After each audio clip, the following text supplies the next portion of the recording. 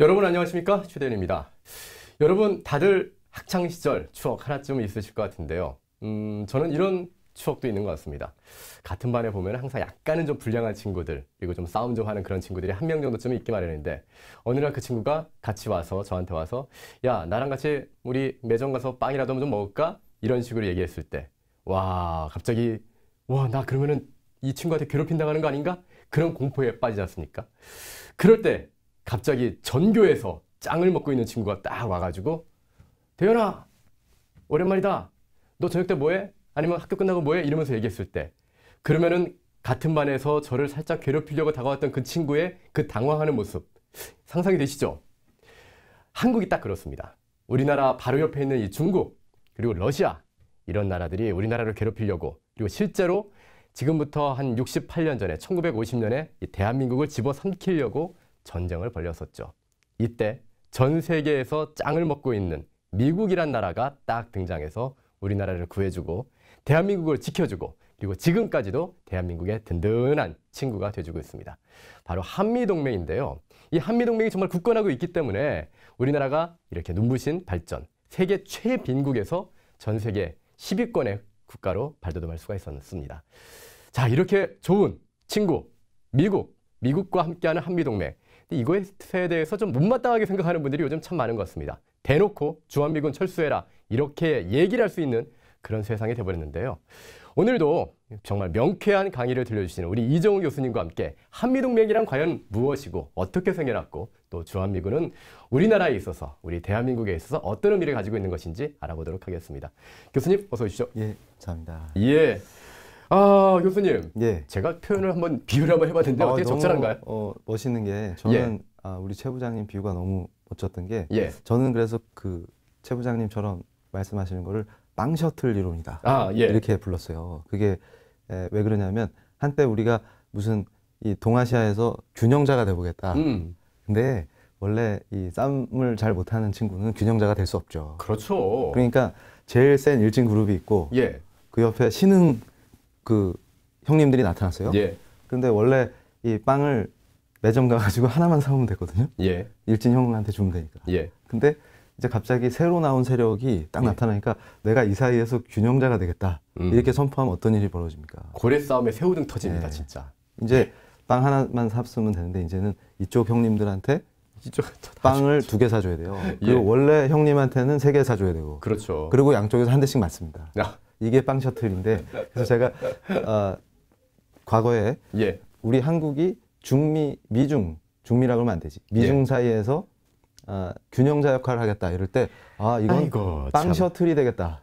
그런 뜻이구나. 이렇게 판단을 했습니다. 인기 아니면 기부할 수 없는데, 근데 저는 여기서 이제 제가 조금 진지하게 제가 또 법학자이기 때문에 정치적인 얘기보다도 오늘 첫 그 포문을 뭘로 열려고 그러냐면, 다음 페이지 한번 넘겨주시면 이걸 보셔야 돼요. 우리가 건국해서 대한민국이 처음 시작될 때 벌써 우리는 유엔으로부터 유일합법정부다. 이것을 받고 시작했는데, 그러니까 합법정부 선언을 한 거죠. 유엔 총회에서. 근데 지금 요거를 문제 삼는 사람들이 있어요. 그런데 저는 이제 우리 국민들께서 또 우리 똑똑하신 우파들이 명확히 보셔야 되는 게, 이게 헌법적 문제가 있습니다. 근데 그거를 잘 모르세요. 그러니까 왜 건국이라는 말을 안 쓰려고 하지? 뭐 이런 것 중에 여러 가지 이유들이 있겠지만 헌법적 문제가 있습니다. 그런데 우리가 본질적으로 뭘 놓치냐면, 자꾸 젊은 세대에게 이 우리가 자유민주공화국을 세웠다는, 건국했다는 이 가치, 그리고 헌법을 수호해야 되는 의미, 이런 걸 이해를 못해요. 그러니까 중요한 점이 뭐냐면, 지금 현재 대한민국 헌법이 완성돼서 계속 개정되어 온 거냐, 아니면 통일을 전제하고 잠정적인 거냐, 그냥 언제라도 이거 아니야 그리고 새로 판을 짜면 되는 그런 헌법이냐, 이거 자체도 교육이 안 된 거죠. 그러니까 미국이 강력한 거는 뭐냐면, 위기를 겪어도 어렸을 때부터 그게 교육이 돼요.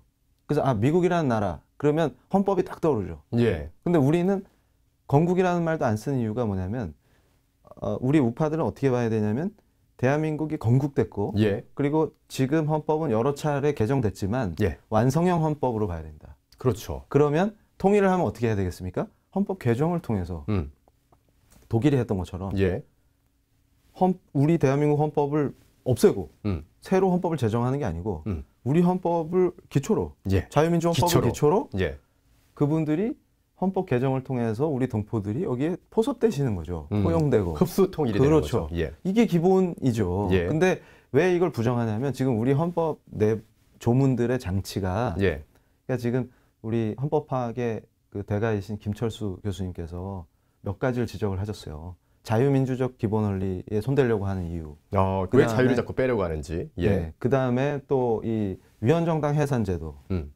이게 또 맞물려 있습니다. 그리고 또 기본적으로 영토조항. 예. 이런 것들이 같이 돼 있어요. 그러니까 무슨 얘기냐면 지금 우리 헌법이 완성헌법이라고 본다면 예. 연방제 통일이나 이런 것들은 다 위헌이죠. 그렇죠. 예. 그러니까 아예 위헌적 논의를 하자는 게 돼버립니다. 이걸 완성된 헌법이고 이 헌법은 계속해서 우리 대한민국이 존재하는 한 계속 계승 발전돼야 되고 개정은 될 수 있지만 이걸 처음부터 아니야 하고 부정할 수 없는 거죠. 그런데 대한민국과 우리 헌법을 부정하는 세력은 건국을 어떻게 임시정부가 합니까? 건국을 준비는 할 수 있어도. 예.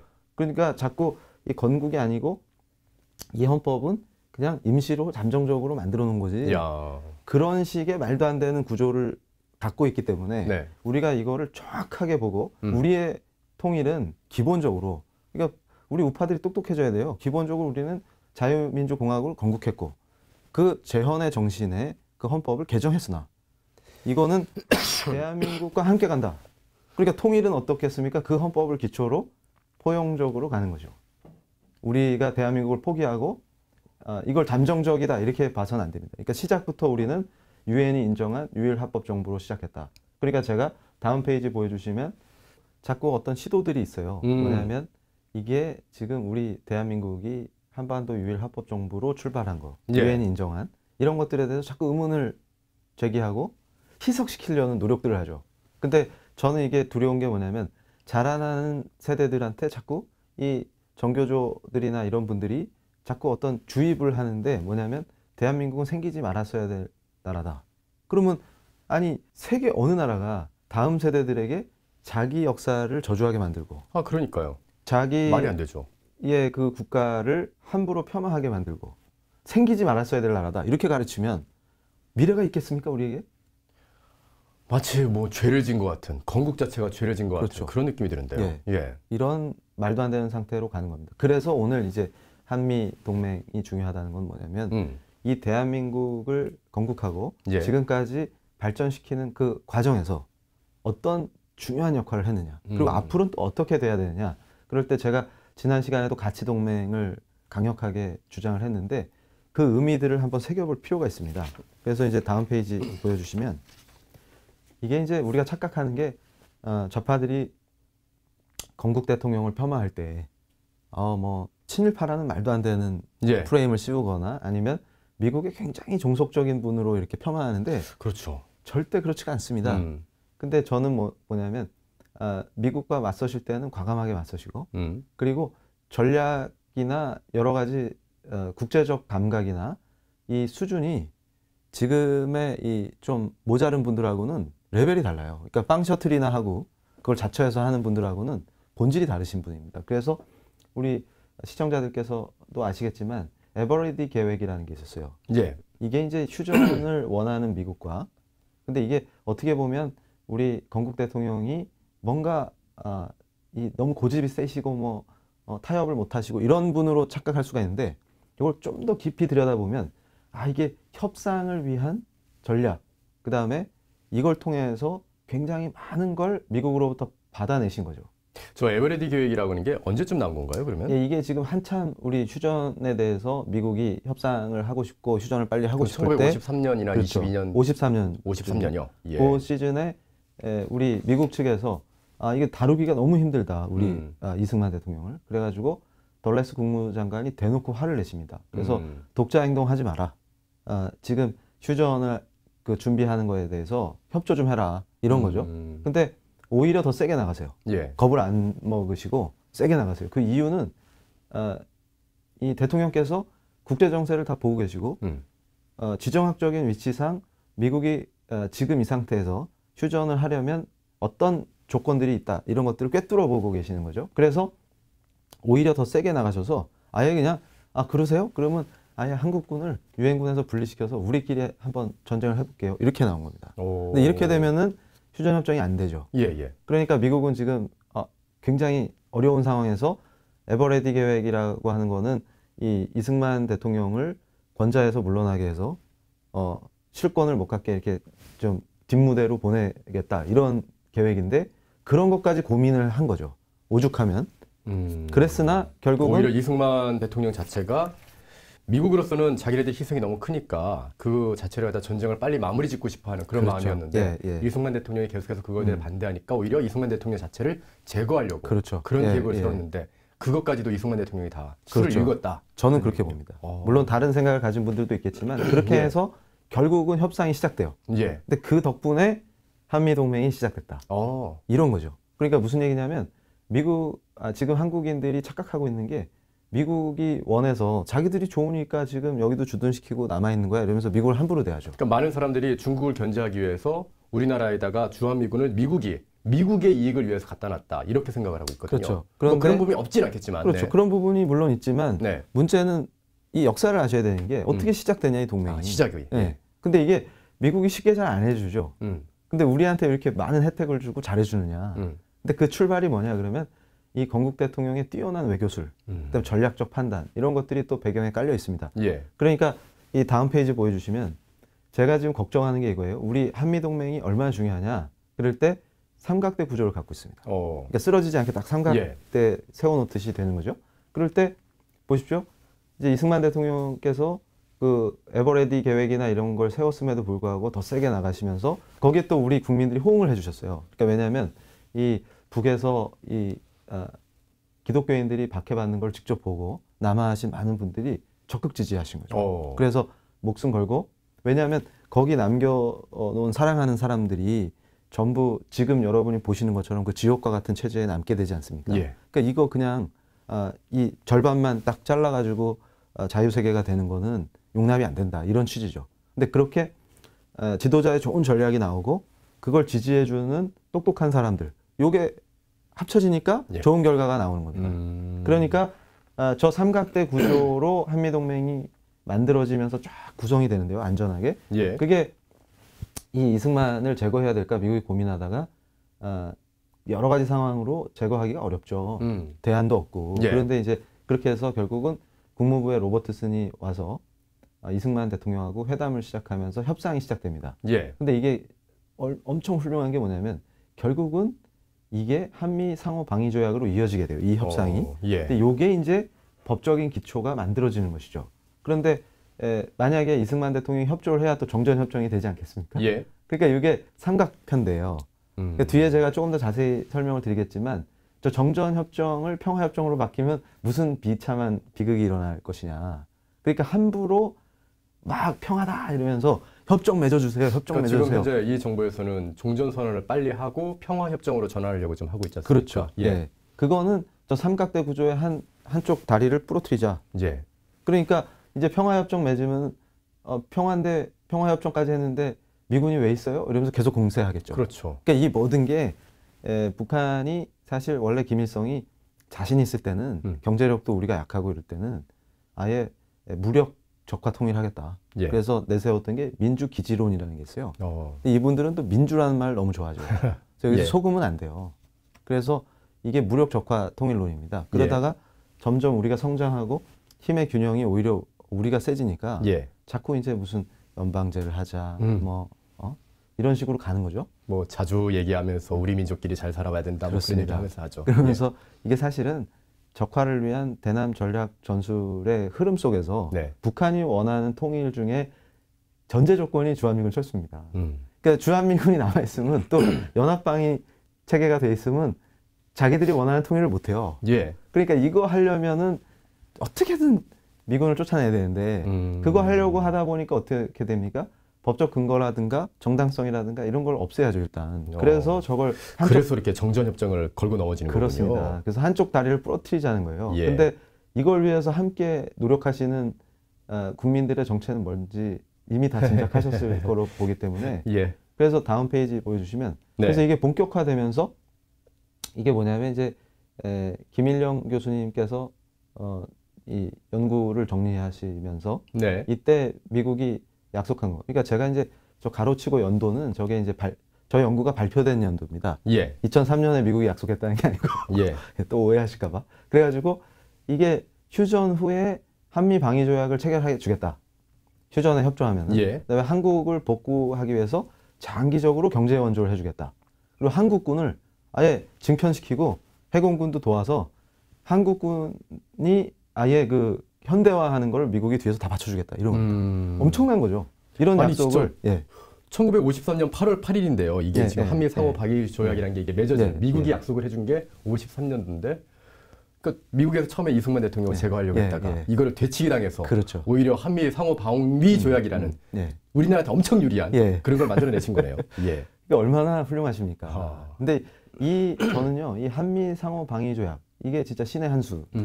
이거 덕분에 여기서 출발해서 우리 대한민국이 안전해지고. 예. 그러니까 이제 외적의 침입이나 안보가 튼튼해지니까 우린 뭐에 집중하면 됩니까? 이제 경제에만 경제개발. 집중하면 되죠. 그렇습니다. 예. 이렇게 해서 쫙 발전한 거예요. 이 토대가 없었으면 우린 맨날 걱정하고 옛날 외구 걱정하듯이 뭔가 불안한 상태에서 그러면 발전을 못하죠.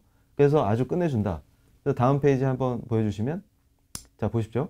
그래서 이게 재밌는 게 또 뭐가 있냐면 정전협정과 유엔사와 또 별개로 미군이 주둔할 법적 근거가 생기는 거예요. 그리고 우리가 침략을 당하거나 유사시에 미군이 자동 개입하는 거는 여기 없었어요. 초기에는. 아 그런가요? 예. 그래서 이 조약의 내용이 뭐냐면 양국 다 헌법적 절차를 거쳐서 뭐 이런 표현이 있어요. 그러니까 일단 자동 개입은 이 조항엔 유보가 돼 있는 거죠. 처음에 1953년에 그렇죠. 체결됐을 때는 예, 없었는데 예. 나중에 이제 예. 54년에 생긴 거였군요. 그러니까 이게 예. 또 우리 지도자들은 우파 지도자들은 정말 똑똑하셨어요. 그러니까 요거를 미국하고 협의해서 미군을 배치할 때 예. 수도권 근처에 그러니까 이 서부 전선에 집중 배치하는 겁니다. 뭐 이러면 공격을 한다면 서울 공격하는 그렇죠. 일이 높으니까요. 수도권 예. 방어를 해야 되니까. 예. 근데 지금 누구는 수도권 방어를 해체해요. 아이고. 그러니까 이게 뭐냐 이게 어느 나라 대통령이냐 예. 지금 이런 걱정이 되는 것이죠. 예. 근데 이게 보면은 인계철선이라는 개념이 있는데 이게 말 그대로 사람이 그러니까 이게 참 훌륭한 게 미군이 스스로 인질이 돼주는 겁니다. 이 배치 구조 자체가. 예. 그러면 아니 공격하면 미군이 공격을 받잖아요. 바로 예. 제일 먼저. 그러면 어떻게 되겠어요?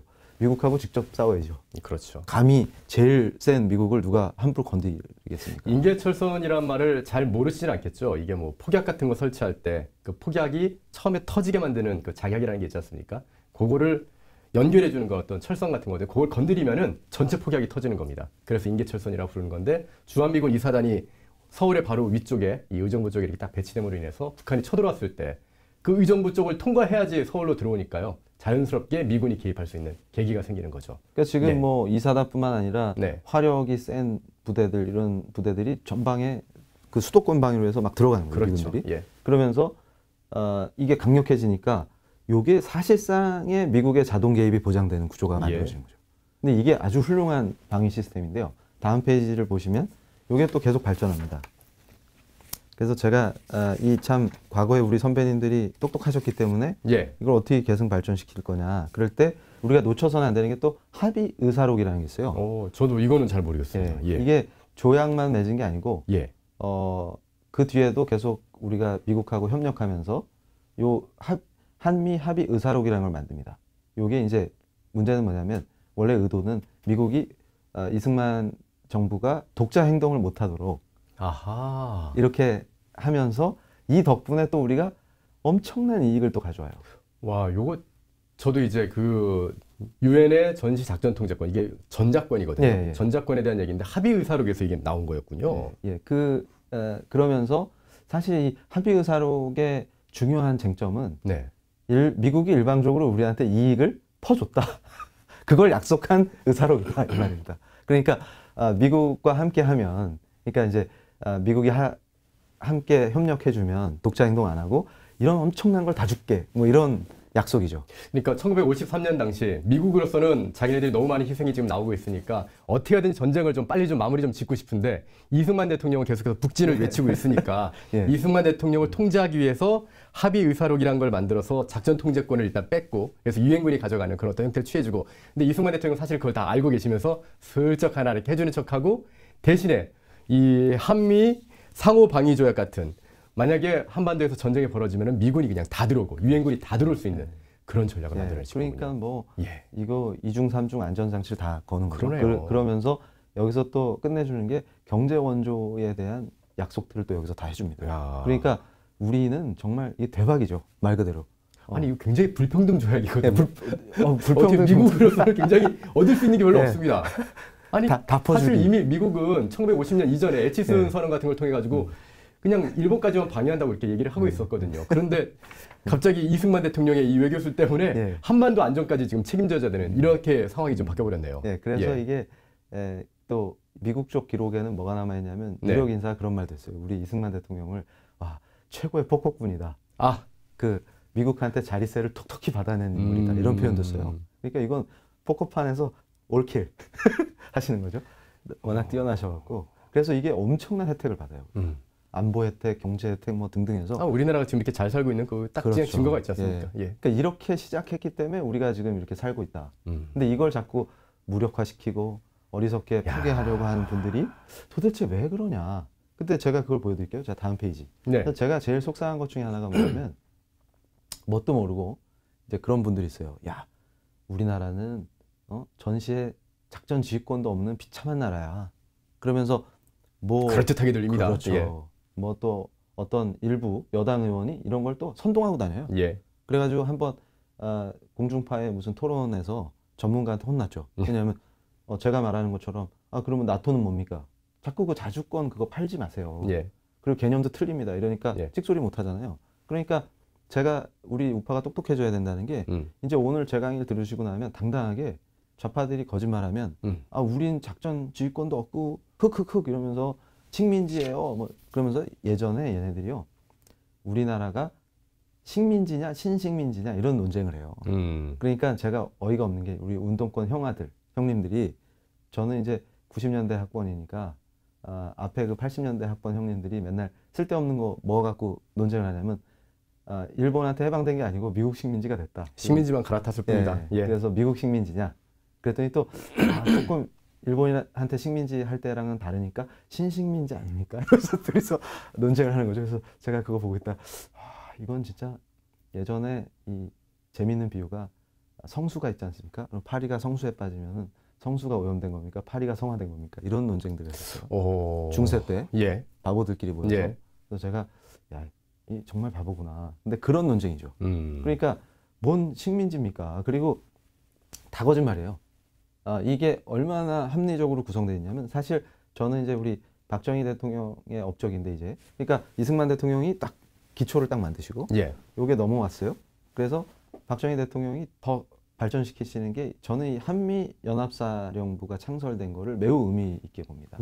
근데 이게 자꾸 전작권 이러니까 지휘권을 다 넘겨주고 한국군은 그냥 미국이 시키는 대로 하는 그러니까요. 뭐 꼭두각시다 이렇게 자꾸 거짓말을 해요. 근데 그렇지 않습니다. 절대 그렇지 않습니다. 그거 좀 자세히 좀 설명 좀 해주세요. 그래서 제가 오늘 우리 우파가 똑똑해져야 되니까 작전 지휘권하고 작전 통제권은 개념 자체가 다릅니다. 그러니까 쉽게 생각하시면 이런 거예요. 우리 다 군대 갔다 오신 우리 형님들 다 기억하시잖아요. 이게 중대장이 사인해갖고 다 휴가 나가고 그리고 또 인사권 이런 거는 절대 넘겨주지 않습니다. 그리고 작전할 때도 실제로 지휘권이라는 건 지휘관이 가지고 있는 그 지휘권을 말하는 거예요. 그러니까 자기 부대를 임무 수행하기 위해서 명령하고 또 예하 부대에 명령해갖고 야 지금 돌격하라 뭐 이런 거 다 하고 이게 지휘권은 그대로 있어요. 그럼 통제권이라는 거는 제가 쉽게 설명드리면 복잡하게 얘기하면 헷갈리시니까 한마디로 통제권은 큰 틀에서 본다 이렇게 생각하시면 돼요. 그러니까 제가 어르신들도 쉽게 이해하시게 말씀드리면 그거 있지 않습니까? 눈보라가 함흥부대요? 홍남보도에 뭐 그런 데서 이제 흥남부두구나. 그렇죠. 거기서 배를 타려면 적들이 못 오게 막아줘야 되지 않습니까? 그때 미군이 탁 목숨을 걸고 막아주고 있고 우리는 막 배에 타고 이런 거를 전체적인 구도를 딱 그리고 아니 전쟁을 하려면 전쟁 목적에 맞게 판을 짜야 되지 않습니까? 네. 이런 걸 판을 짜서 딱 하는 게 통제권이에요. 그리고 디테일하게 원래 지휘관들이 갖고 있는 그 지휘권은 그대로 보장이 되는 겁니다. 그러니까 끝내주죠. 그리고 제가 좀 더 추가해서 이 연합사의 장점을 설명하면 이게 나토하고도 비슷한데 나토보다 더 좋은 장점이 있습니다. 어떤 게 있나요? 이게 이런 게 뭐냐면 그래서 제가 이 가슴 아파하는 것 중에 하나가 뭐냐면 지금 중국이나 북한 입장에서는 러시아도 안심을 못하죠. 그러니까 우리 주변에 굉장히 강한 적들이 다 둘러치고 있는 거예요. 예. 그런 상태에서 이 연합사가 굉장히 좋은 게 이게 통합 전투사령부라는 특성이 있습니다. 그러니까 무슨 얘기냐면 미국의 태평양 사령부 예하에 한미 연합사령부가 있죠. 그리고 주일미군 사령부가 있죠. 예, 그렇습니다. 근데 이 통합 전투사령부라는 거는 뭐냐면 그 모든 전력 자산을 다 쓸 수가 있는 그렇죠. 사령관이 예. 오케이 하면. 예. 그러면 지금 이게 연합방위 체계인데 태평양 사령부가 얼마나 막강합니까? 뭐 그 전략 때부터였고 어마어마하죠. 예. 그럼 육해공 해병뿐만 아니라 이 전략 자산을 허락만 받으면 다 쓸 수 있는 건데. 뭐 중국하고 맞짱뜰 수 있는 맞습니다. 충분한 그런 전력이 있으니까요. 예. 아니 중국은 아예 게임이 안 예, 됩니다. 예. 거기다가 그 주일미군이 또 뒤에서 받쳐주죠. 그러니까요. 그러니까 이 한미일 삼각동맹의 구조에서 이 연합방위 시스템이 강력하게 구성되면 중국은 두려움에 떨 수밖에 없습니다. 네. 원래 미국하고 중국을 감히 비교한다는 거는 속고 있는 거예요. 그래서 이건 여담인데 사실 그 친구가 숙청될까 봐 제가 자꾸 말을 못 드리는데 예. 제가 해외에서 공부할 때 그 저희 그 학교에 이게 구체적으로 얘기하면 누군지 잡아내니까 중국 공산당 브레인이 한 명 와 있었어요. 그러니까 해외 동양권에서 온 학자는 저랑 그 친구 둘밖에 없었어요. 예. 그런데 이 친구가 맨날 저한테 커피 마시면서 농담하는 게 야 한국은 정말 고마운 나라야. 그래서 왜? 이분은 이제 국제 통상 전문가였었는데 야 미국하고 중국하고 경쟁해갖고 중국이 이길 거라고 믿어주는 나라는 한국밖에 없어. 그러면서 공산당 간부인 자료도 안 믿습니다. 예. 그래가지고 제가 그 얘기를 듣고서 이걸 웃기긴 하는데 우리나라 얘기니까 웃을 수가 없어요. 웃프네요. 예. 뭐 전체 구도로는 웃긴데 그 당사자가 우리나라니까 예. 참 슬프네요. 예. 그래서 정말 중국 공산당의 고마운 친구가 되면 큰일 납니다. 예. 그래서 저는 우리는 미국의 고마운 친구가 돼야죠. 그래서 저 그 강력한 거를 그러니까 저는 뭐냐면 미군 병력이 몇 명 줄어드냐 이거보다 더 중요한 게 한미 연합사의 성격을 바꾸느냐 법적으로. 이게 훨씬 중요한 문제입니다. 예. 그러니까 미군의 병력이 몇 명 남아 있냐. 예. 이게 중요한 게 아니고 지금 연합방위 시스템이 구축돼 있고 한미 연합사가 통합전투사령부이기 때문에 강력한 거죠. 그렇죠. 근데 그 강력한 구조를 해체하거나 약화시키는 게 위험한 겁니다. 근데 그걸 국민들이 잘 모르세요. 그리고 숫자를 뭐 몇 명 감축하냐 늘리냐 이런 거에 집중하시는데 만약에 미군이 해공군 병력은 많이 남아있지만 나토처럼 연합방위가 아니고 분리된 상태에서 그 나중에 이제 요 다음 페이지 넘겨주시면 예. 제가 우리 박정희 대통령께서 현명하셨던 게 뭐냐면 이건 이제 나중에 한미연합사 구성을 보여주는 건데 예. 요거보다 더 중요한 게 있어요. 다음 페이지 요거 먼저 자세히 설명해야 되는 게 네. 여기도 안 나오네. 예, 그 다음 페이지. 그 다음 장에 나옵니다. 예. 여기서 박정희 대통령의 해안이 뭐냐면 베트남전을 많이 분석하신 거예요. 그러니까 이게 뭘 보신 거냐면 월남과 미군은 서로 분리된 지휘 체계를 유지한 상태에서 그렇죠. 미군이 월남군을 도와주는 식입니다. 네. 이렇게 되면 연합 구성이 안 되죠. 구성군이 아니죠. 예. 그러니까 어떻게 돼요? 불필요할 때 발을 뺄 때 쉽게 빠져나갑니다. 왜냐하면 예. 같은 팀이 아니야. 그러니까 두 팀이 함께 싸우는데 센 미군이 뒤에서 도와주는 식이에요.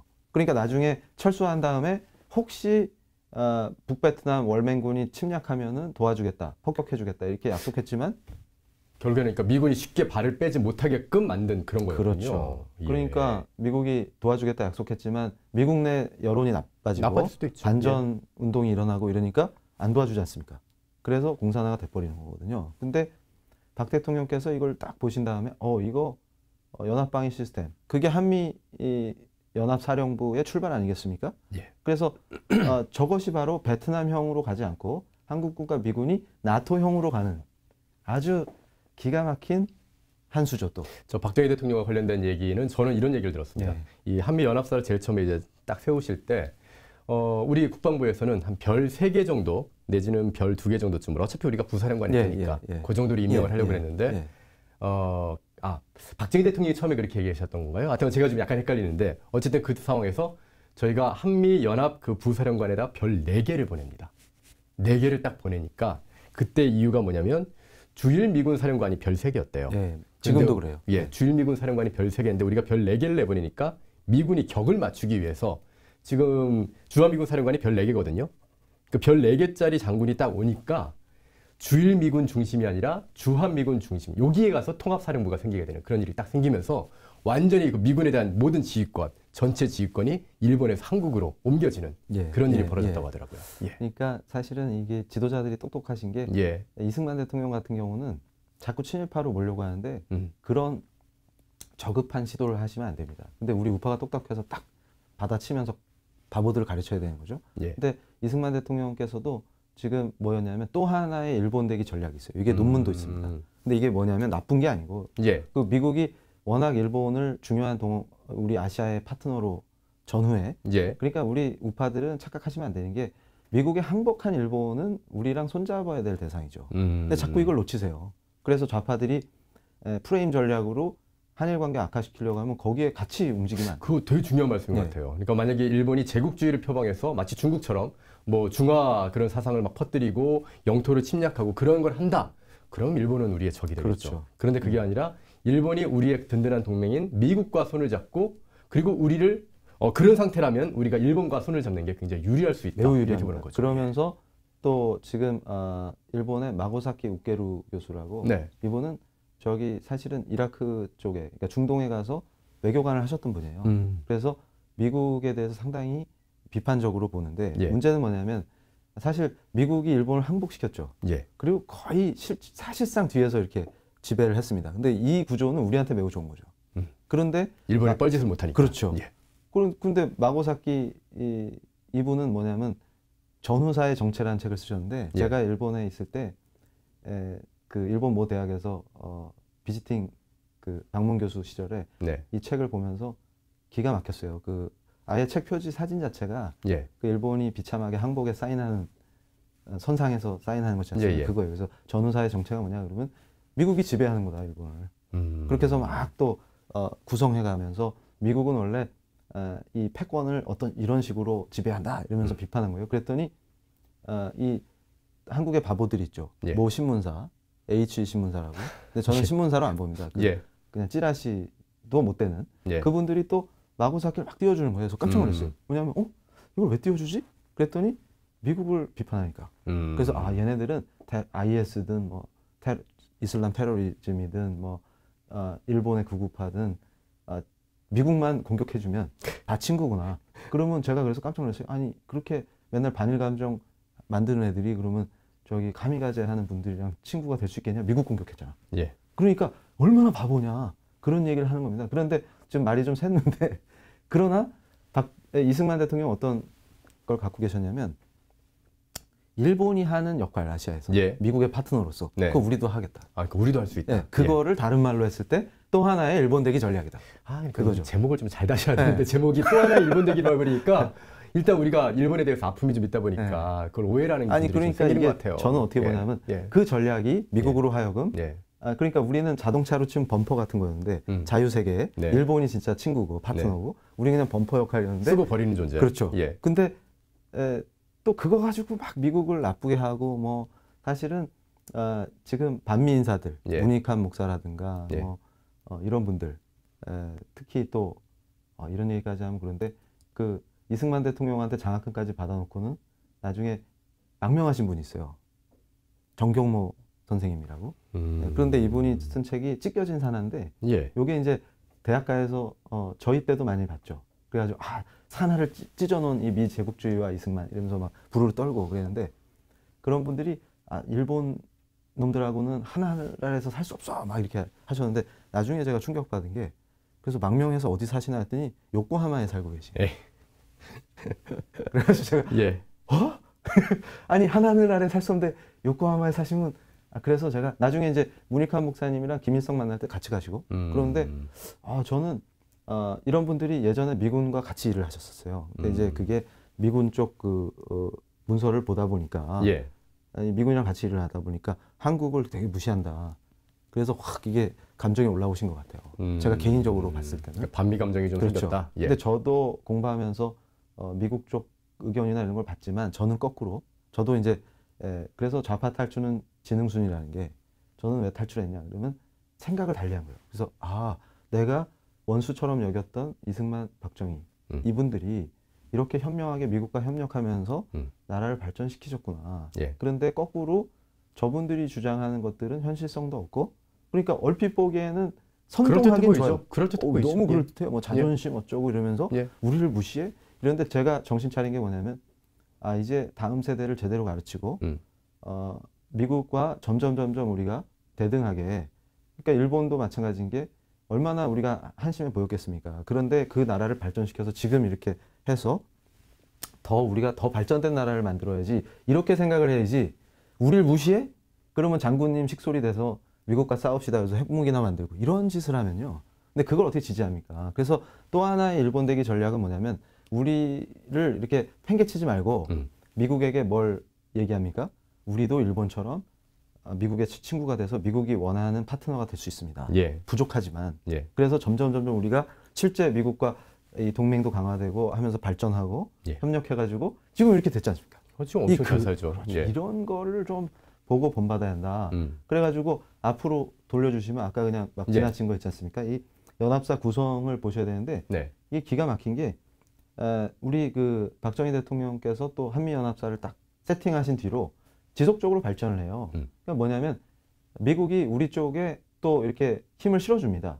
그러면서 이게 자주권 타령하는 애들이 다 거짓말이에요. 그러니까 이거는 지금 평시 상태는 평시. 네. 근데 이제 한미 동률 보직 원칙을 세워갖고 네. 평등하게끔 자꾸 구성을 해줘요. 연합사 구성을 바꿔주는데 그런데 지금 평시에는 구성군이라는 게 뭐냐면 미국하고 우리가 한 팀이 돼버린 거예요. 예. 아까 설명드린 것처럼 베트남처럼 따로 분리해서 작전도 따로 하고 그렇죠. 하는 게 아니라 그런 게 아니라 구성군이라는 거는 한 팀입니다. 그래서 그런 훈련도 지금 많이 하고 있지 그렇죠. 않습니까? 예. 근데 그 훈련이 지금 한미 연합 구조의 핵심인데 훈련을 안 하니까 예. 이건 뭐 스스로 무장 해제하겠다는 건데요. 예. 저 지상군이 한국군 부사령관이 지상군 구성군의 짱이에요. 그런데 평시에도 그랬는데 전시에도 마찬가지입니다. 그러니까 모든 걸 다 미국이 갖는다. 이거 다 거짓말이에요. 그런데 해공군은 평시에는 우리 장성이 하지만 예. 전시에는 미군으로 전환되는 이유가 해공군 전력이 압도적이죠. 압도적이 너무 차이 나죠. 너무 차이 나죠. 예. 근데 이게 우리한테 너무나 유리하게 돼 있습니다. 구조 자체가. 왜냐하면 해공군은 저쪽에서 해주고 예. 우리 지상군은 병력이 많지 않습니까? 예. 그러니까 우리가 하고 이러면서 전체적으로는 작전 통제를 사령관이 주한미군 사령관이 해주고 그런데 이게 또 착각하시는 게 자주권 없다 이게 말도 안 되는 얘기인 게 양국 합참의장끼리 협의체가 있고요. 예. 또 국방장관끼리 협의체가 있어요. 예. 그러니까 전시에도 주한미군 사령관 마음대로 우리 의사와 무관하게 마음대로 한다. 이거는 다 거짓말입니다. 다 협의체가 있고 그러니까 제가 볼 때 나토적인 요소도 있고 어떤 의미에서 나토보다 우리를 좀 더 배려해주는 그런 구조가 있지 않냐. 이렇게 보는 것입니다. 그러니까 너무 좋은 구조죠. 자, 그러면 이제 계속 달려보면 다음 페이지. 그래가지고 나토도 미국이 주도해 군사위원회. 네. 그래서 제가 전 시간에도 말씀드렸지만 맨날 이렇게 자주권 없다, 식민지냐 이런 얘기하는 사람들이 거짓말이 저기서도 드러나는 게 이게 여기서 제가 설명드리는 개념 중에 동맹 영구화라는 개념이 있습니다. 동맹 영구화요. 네. 예. 이 제가 약간 농담을 섞으면 영구 없다 할 때 그 영구 그러니까 동맹을 영구화시키는 영구 없다 식으로 그 가는 영원하다는 영원이 아니 그 영구가 그건 아니라 이제 좌파들이 하는 짓. 예, 지금 예. 정부가 하는 게 동맹을 영구화시키는 거고 좋은 의미로 영구화는 forever, forever. 계속 간다. 예. 이런 거죠. 그런데 우리가 여기서 이제 복잡한 이론 얘기하면 이제 머리 아프실까봐 예. 뭐 현실주의니 제도주의니 막 이런 논쟁들이 있어요. 예. 근데 이제 저는 법학자니까 뭐 국제정치 이론 여기서 막 펼치고 그럴 건 아닌데 보면은 현실적인 관점에서 보면 동맹이 필요해야 유지되지 않겠습니까? 예. 서로 이익이 돼야죠. 그렇죠. 예. 근데 적이 위협이 될 때는 동맹이 의미가 있는데 역사적으로 보니까 점점 북한이 약해지고 우리가 세죠. 네. 이런 구조에서 자꾸 이제 국민들도 정신이 해이해지고 국가 방위에 대한 생각이 없어지죠. 예. 그런데 나토를 보시면 독일을 제가 예를 들었던 게 왜 그러냐면 독일은 통일돼도 미군이 남아있죠. 예. 요게 영구화예요. 그러니까 거기다 폴란드 나중에 나토에 낀 나라들도 미군을 원합니다.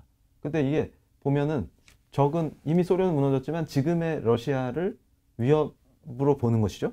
그러니까 무슨 얘기냐면 그냥 현실주의 이론이 그대로 적용이 안 되는 상황에 도래한 거예요. 그러니까 한미동맹도 영구화되는 과정을 가고 있는 것이죠. 예. 근데 이럴 때 우리 국민이 현명해서 이거를 미래지향적으로 영구화되고 있는 한미동맹을 어떻게 더 계승 발전시키냐. 이걸 논의해야 될 타이밍인데, 근데 중요한 게 제가 가치동맹을 강조하는 이유가 있습니다. 왜 그러냐면 이게 원래 영구 동맹화되는 구조하고는 예. 뭐가 또 맞물리냐면 정체성 문제가 있어요. 그러니까 가치동맹이라는 말을 쓴 게 예. 사회 정체성 문제가 동맹이랑 엮여버립니다. 그러니까 과거와 같이 단순히 야 우리 힘이 부족하니까 센 팀하고 동맹해갖고 우리 안전을 지켜 이 정도 수준이 아니고 예. 가치동맹의 관점에서 대한민국의 정체가 뭐냐 이렇게 묻는 거예요. 그래서 이 정체성을 중심으로 그러니까 유럽연합이나 나토가 가능한 게 서방 중심에 예. 그게 가능한 게 아 우리 유럽인이야. 그리고 우리는 자유를 원해. 이런 식의 가치들이 통하죠.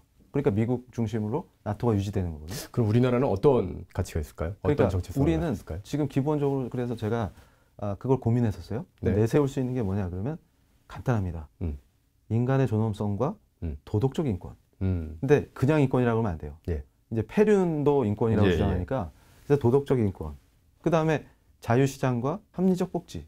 그러니까 아무렇게나 하는 게 아니죠. 예. 이런 것들이 있습니다. 그리고 저는 어떻게 생각하냐면 법치를 강조해야 자유민주주의입니다. 그러니까 그런 것도 우리가 생각할 수 있겠죠. 예. 이 정의에 대한 개념도 이 막가는 정의가 아니죠. 그러니까 이런 것들을 그래서 나중에 제가 또 자세히 소개해 드릴 건데 예. 우리 헌법에 가치 해갖고 4가지를 뽑아놨어요. 나중에 핵심적인 좀 예. 근데 그런 가치가 미국이랑 통해요.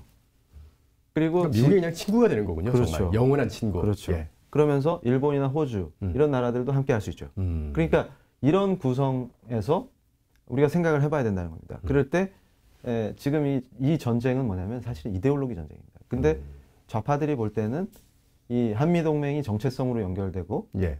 우리 대한민국 헌법을 중심에 놓고 헌법 정신을 살려내면 예. 자기들이 설 땅이 없어요. 주사파인데 주사파는 적화통일이 목표 아니겠습니까? 예. 사실 통진당이 내놓은 통일 방안이랑 북한이 내놓은 거랑 뭐가 틀려요? 나중에 기회되면 제가 표로 만들어서 보여드리면 얘들이 한 팀이에요. 그러니까 뭐냐면 정체성을 얘기하면 해산된 통진당하고 북한이 정체성이 같죠. 같은 팀이고. 그렇죠. 그러면 이석기 같은 분은 그걸 실현하는 분인데 그분을 풀어달라고 난리고. 예. 근데 우리는 지금 뭐에 당하고 있냐면 우파들조차도 여기 잠식당하는 거예요. 이게 그람시가 얘기하는 진지전인데 예. 진지전 중인 거예요. 그러니까 이 정체성의 흐름을 바꿔놔야 돼. 문화적 배경을 바꿔야 돼. 그러니까 자꾸 적의 개념도 희석시키죠. 그러니까 북한군은 우리 동포니까 주적이 아니고 오히려 미국하고 일본이 적이다. 이렇게 자꾸 선동을 하고 그렇게 만들어가요. 근데 이게 진지전이라는 게 모든 역량을 동원해갖고 예. 그 정체성의 방향을 바꿔버리는 거기 때문에 정교조나 이 민주노총이나 통진당 세력이나 이런 분들이 지금 장기간 20년 넘게 엄청난 일들을 벌여놓은 거예요. 근데 그 결과로 지금 등장한 그분들이 아예 집권 세력이 돼버린 거 아닙니까? 그렇죠. 이 상태가 예. 되니까 이 정체성이 바뀌로 이게 놓인 겁니다. 근데 이 중요한 게 뭐냐면 제가 제도주의를 지지하는 사람은 아닌데 이게 합리적인 게 뭐냐면 이 사회 정체성의 문제하고 동맹 영구화가 같이 맞물려서 돌아가요. 그러니까 이 동맹을 유지하면서 생기는 특수한 이익이 있어요. 근데 이게 또 순환됩니다. 그동안은 우리가 어떻게 보면은 그 동맹을 유지함으로써 실제로 얻은 이익이라는 다 증거가 있지 않습니까? 예. 대한민국 잘 살잖아요. 예. 그럼요. 아니 예. 그냥 딱 비교가 돼요. 나중에 제가 네. 미국 이 보수들이 만든 리더십 인스티튜트 이 교육 프로그램 중에 예. 그런 게 있어요. 그러니까 미국 헌법이 얼마나 위대하냐, 미국의 자유민주주의가 얼마나 파워풀하냐, 예. 이걸 설명하면서 저는 깜짝 놀란 게 남북한 비교가 들어가요. 그 교육 중에. 그래서 이승만 대통령을 통해서 미국적 제도를 수입한 대한민국은 이런 나라가 됐고, 예. 그거에 미국을 대적해서 미국 제국주의자들과 싸우다는 바보들은 이렇게 됐고, 지옥이죠. 요걸 딱 비교해주면서 그 정치 제도라든가 가치, 그 한 나라의 정체성, 헌법 정신 이런 게 얼마나 중요한지 설명합니다.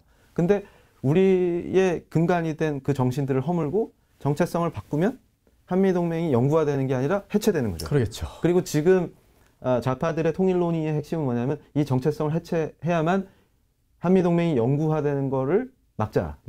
막을 수가 있죠. 예. 지금 놓치면 이제 완전히 이게 굳어지면 영구가 될 거 아닙니까? 제가 주장하는 건 그렇기 때문에 우리 대한민국 헌법의 기본 정신 중에 가치 동맹을 통한 자주 이걸 꼭 명시해야 된다는 이 우리 다음 세대를 가르칠 때. 예. 그러니까 미국과의 동맹은 그냥 하는 게 아니라 우리 사회의 정체성을 표현하고 국가의 정체성을 표현하는 동맹이다. 그리고 이게 영구화되는 과정에서 더 합리적으로 우리가 이제 많이 성장했으니까 파트너로서 또 이 미래지향적으로 이걸 조정해야 될 필요는 있지만 동맹을 깨거나 약화시켜서는 안 된다. 그게 헌법 정신으로 머리에 박혀야 됩니다. 그래야 우리 헌법이 수호되고 대한민국이 지켜질 수 있는 것이죠. 그래서 지금도 보시면 나토도 미국이 다 주도해버리는데 예. 그러면 유럽이 미국 식민지예요. 이 사람들 논리대로 하면. 근데 그런 얘기 하는 사람이 누가 있습니까? 아무도 없죠. 아무도 없죠. 네. 독일이 시위하면서 우린 미국 식민지다 합니까? 기가 막힌 얘기입니다. 예. 예. 교수님 강의를 좀 듣고 있으니까 예. 진짜 제일 중요한 게 그런 것 같습니다.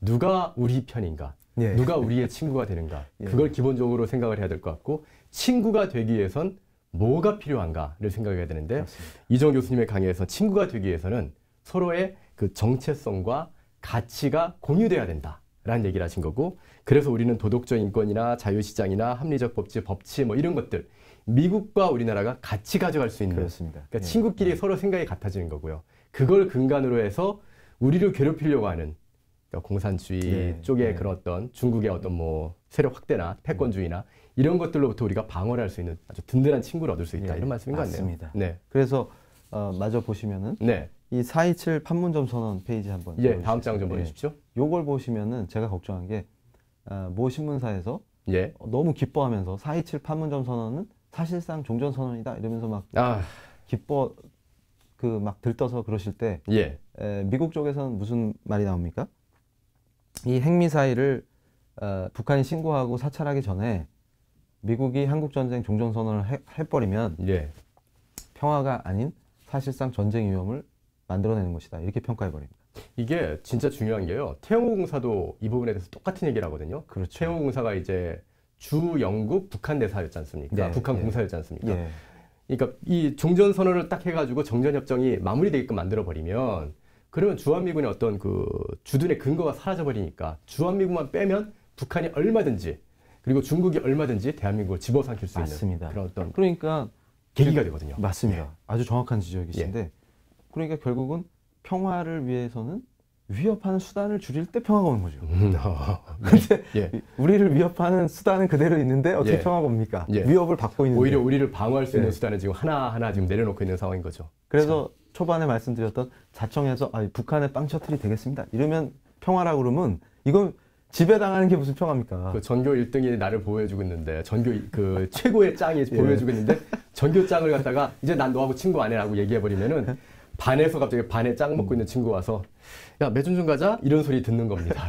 이게 아주 피곤해집니다. 그럼 다음 페이지 보세요. 그러니까 이제는 아예 매점 가자 이렇게 안 하고 야 매점 가서 사와 이렇게 명령을 하죠. 그럴 수도 있죠. 아니 지금 돈도 안 주면서 둘이 그런 관계 아닙니까? 저 북에 계신 분하고 지금 우리 그 통일왕 되시면 안 되는데 미국이 아쉬워서 지금 여기 와서 우리한테 쩔쩔매면서 있게 해주세요. 중국을 견제하기 위해서 우리나라에 반드시 우리나라를 이용해야 된다. 뭐 그렇게 생각하는 거죠. 그렇게 생각하는 거죠. 그러면 말이 됩니까 이게? 그러면 소련도 있었는데 에치슨 선언해서 우리를 빼니까 비극적으로 우리가 전쟁에서 학살당하고 그 북계군이 침략하고 그런 문을 열어주게 되는 거 아니겠습니까? 근데 지금 보세요. 이미 2005년에 미국 기업연구소가 상당히 영향력 있는 AEI요? 그렇죠. AEI죠. 굉장히 영향력 있는 싱크탱크예요. 근데 저기서 이미 한국과의 원만한 이혼을 하자 하고 보고서가 나왔어요. 원만한 이혼. 진짜. 그러니까 이제 쇼킹한 이혼 말고 좋게 잘 헤어지자.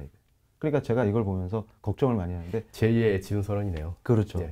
우리는 지금 항상 위험 속에 있어요. 영구 동맹이 아니고 진짜 띠리리띠띠 영구가 나타나서 한미동맹을 깨는 이혼하는 좋은 남편 쫓아내고 진짜 나쁜 남편 지금 얻겠다라는 그런 얘기밖에 없어요. 폭력적인 남편하고 지금 어떻게 살아보겠다는 얘기밖에 안 되네요. 그러니까 제가 아니 해화동에서 마로니에 공원에서 그 연극한 젊은이들 뭡니까? 김정은이 더 좋아. 미국한테 큰 소리 치니까 자존심이 높아져. 취재하면서 참.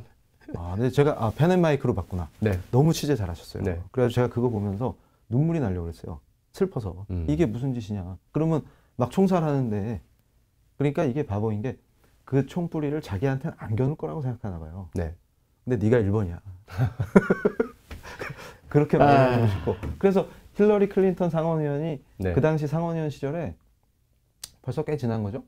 한국 발전에 대한 미국의 기여를 잊은 역사적 건망증 이런 표현을 썼어요. 미국의 저런 발언 들으면 되게 무서워요. 네. 예. 무섭죠. 네. 그다음에 피터 브룩스라는 분은 또 배은망덕이라는 말까지 썼는데 저런 걸 또 좌파들이 이용해갖고 봐라 이런 나쁜 놈들이다 하면서 반미 감정을 또 한국의 자존심을 손상을 줬다 뭐 그런 소리 예. 하겠죠. 저게 이제 하영성 교수님의 2006년 연구에 나오는 얘기들인데 네. 위험하다는 걸 알려주기 위해서 자 다음 페이지. 그래서 이제 정리를 하면 최근에도 우리 펜앤마이크를 제가 인용했는데 AI에서 했던 거예요. 열린 사회와 그적들 그래가지고 저기서 심각한 얘기들이 막 쏟아져 나왔어요. 네. 미국의 이 브레인들이 아니 문재인 정부는 이게 민주주의를 파괴하고 있다 지금. 이런 내용으로 지금 포럼이 열린 겁니다. 예, 그러니까 맞습니다. 뭐냐면 표현의 자유를 억압하고 그다음에 요즘 제가 보면 유튜브 통제하고 싶어가지고 안달이 났어요. 예. 세우조사하고 난리도 아니에요. 예. 거기다 중국에서 구글 빵빵 터지지 않죠. 그걸 아예 막아버렸지 않습니까? 예. 공산당이 하는 짓이 그거예요. 그러니까 저는 뭐냐면 중국 공산당 따라가는 게 어떻게 미래지향적인 겁니까? 오히려 우리는 이미 보장된 자유를 지키고 계속 발전해야죠. 아휴, 미국은 지금 자꾸 삐치고 있습니다. 어떻게 보면은 그동안 우리하고 돈독하게 잘 지내면서 좀 잘 살게 만들어줬더니 이 잘 살게 만들어준 친구가 좀 삐딱하게 나오네요. 근데 미국은 아쉬울 게 없거든요. 이 상태에서 만약 미국하고 진짜 그렇습니다. 원만한 이혼을 하면은 우리는 끔찍한 남편을 맞을 수밖에 없습니다. 그래서 제가 정리를 해보면 이런 거가 있어요. 그 인도 패시픽 이게 이제 인도 태평양 정책인데 미국이 이걸 굉장히 중시합니다. 그래서 이게 새로운 세계 전략인데요. 과거에 레이건 대통령이 소련을 포위해서 무너뜨린 것처럼 중국이 남중국해에서 횡포를 막 부리지 않습니까? 그러니까 이걸 미국은 자유항행, 자유롭게 항해하는 이걸 막는 세력은 건국 때부터 그냥 안 뒀어요. 원칙이기 때문에 외교의 대원칙이기 때문에. 그런데 남중국해를 가로막고 거기서 이거 자리세 요구하는 조폭짓을 지금 중국이 하고 있거든요. 그리고 주변 나라를 괴롭히고 그렇기 때문에 여러 나라들이 쫙 연결돼서 특히 이제 일본하고 호주가 제일 중요한 역할을 해요. 그렇기 때문에 지금 그 라인에 우리가 껴야 돼요. 그래서 껴야죠. 미국을 서포트하고 함께 가는 주요국이 돼야 되는데 우리가 거기 안 끼겠다고 선언했어요. 코리아 패싱이 지금 자꾸 지금 되고 있죠. 아니 아예 우리 대통령께서 우린 거기 안 낍니다 이렇게 선언하셨어요.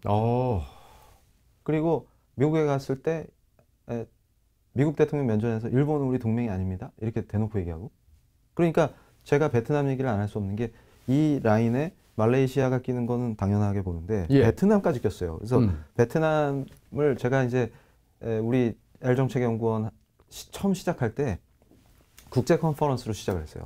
이때 공을 많이 들여가지고 이 미국이 치는 이 인도태평양 정책의 핵심 국가의 주요 브레인을 초청하려고 무지하게 애를 썼죠. 근데 이제 다 오셨는데 베트남 분이 중요한 게 이분의 목소리를 젊은이들한테 제가 들려주고 싶었던 게 베트남은 미국과 직접 전쟁한 나라인데도 미국을 끌어들여서 중국을 견제하죠. 그렇게 해야만 자주권을 얻는 거예요. 사람들이 착각하는 게 동맹을 하면 자주권을 뺏겨요 이렇게 생각하는데 거꾸로 중국 공산당이 베트남 공산당을 지배하려고 하니까 미국을 끌어들여서 견제하니까 자주권이 생기는 거예요. 여러분이 베트남이라는 나라를 갖다가 단순하게 동남아에 있는 못 사는 나라 그 정도로 생각하시면 안 되는 게요. 베트남은 정말 그 나라를 갖다 지배당한 이 중국이 끊임없이 베트남을 그 역사 3000년 역사 동안에 공격을 해왔는데 그걸 다 이겨냈던 그런 나라예요. 그렇습니다. 그런 나라가 미국과의 전쟁에서도 승리했던 그런 나라가 미국과 지금 손을 잡고 그리고 나서 중국에 지금 맞서고 있는 겁니다. 이건 얼마나 좋은 나라는 그 정책을 하고 있는 건데 우리는 역으로 바꿔서 뒤집어서 가고 있어요. 정반대로. 그래서 그때 제가 더 놀랐던 건 오히려 그때 이제 우리 언론인 중에 유명한 분 있어요. 그 H 논설위원도 거기 오셨었는데 나중에 이제 얘기하는데 저한테 그래요. 그 이 교수가 초청해갖고 오신 그 닥터 하가 우리는 오히려 다낭에 미군이 주둔해줬으면 좋겠다. 이렇게까지 표현했다는 거예요. 사석에서 이제 컨퍼런스 끝나고 그래서 제가 그건 평소 닥터 하가 저한테도 하던 얘기이기 때문에 그렇지만 그걸 이제 저 말고 딴 사람들한테도 막 얘기하고 그러니까 어쩌면 공식화가 됐을 수도 있죠. 미국하고 베트남 사이에서는 그러니까 그 정도로 미국 세력을 등에 업고 중국을 견제해서 발전을 이뤄낸다. 베트남이 눈부시게 발전하는 것도 그런 전략과 무관하지 않습니다. 그러면서 그분이 뭐라고 얘기하셨냐면 너희들은 이 엄청난 전통의 한미동맹을 갖고 있는데 아니 오히려 좋은 걸 버리려고 하는. 그렇습니다. 예. 미국한테 사정해서 얻기도 힘든 걸 다 얻은 다음에 이 좋은 걸 왜 없애려고 하니? 자기 입장에서는 전혀 이해가 안 된다. 이런 식으로 말씀하시는 거예요. 근데 젊은이들이 거기서 충격을 많이 받았죠. 아, 우리가 정신을 차려야 되겠구나. 똑똑한 척 하지만 헛똑똑이들이 많습니다. 예. 그래서 황당한 거에 속는 거예요. 자주권? 이런 거에. 근데 호주에서 온 크리스토퍼 교수가 그 자리에서 또 뭘 강조했냐면 아주 객관적으로 미국과 중국의 전력을 쫙 비교해 주는 거예요. 객관적으로. 야, 딱 보여주고 누구 편에 서고 싶냐? 이렇게 질문을 던지죠. 거꾸로. 그럴 때 우리가 바보같이 중국 쪽에 서겠다는 게 지금 정부와 바보 좌파들이다. 그러면 우리에게 미래가 있겠습니까? 그래서 저는 얘기합니다. 여기서 강의를 정리하면서 예. 우리는 이 시대의 지식인이나 리더들의 책임감은 지난번에 제가 말씀드린 것처럼 독일에서 얘기한 것처럼 책임윤리가 탑재돼야 된다. 결과 책임까지 져야 한다. 예. 그렇기 때문에 지금 이 시대에 우리가 결정하는 것들은 다음 세대의 생존과 연결이 됩니다. 그러니까 우리 아이들, 이 아이들이 자라서 어떤 나라에 살게 될 것인가를 네. 생각해 보십시오. 한 번만. 그러면 과연 이 우리 발전의 기초가 됐던 한미동맹을 함부로 다뤄도 되겠는가? 주한미군 쫓아내자는 거에 가서 지지하면서 해하고 웃을 수 있는가? 우리는 정말 이 시대가 우리에게 결단을 요구하는 시대입니다. 저 안토니오 그람시가 얘기하는 것 같은 진지전에 속아서 나라가 없어지는 비참한 상태로 갈 것이냐, 중국에게 종속되는 길로 갈 것이냐, 아니면 영구화되는 한미동맹을 나토처럼 어떻게 더 계승 발전해서 우리 똑똑하신 선배님들이 우리의 생존과 번영을 이루었던 이 기초, 한미동맹을 더 발전시킬 것인가. 이것이 바로 우리가 논의하는 통일의 전제다. 저는 그렇게 말씀을 드리겠습니다.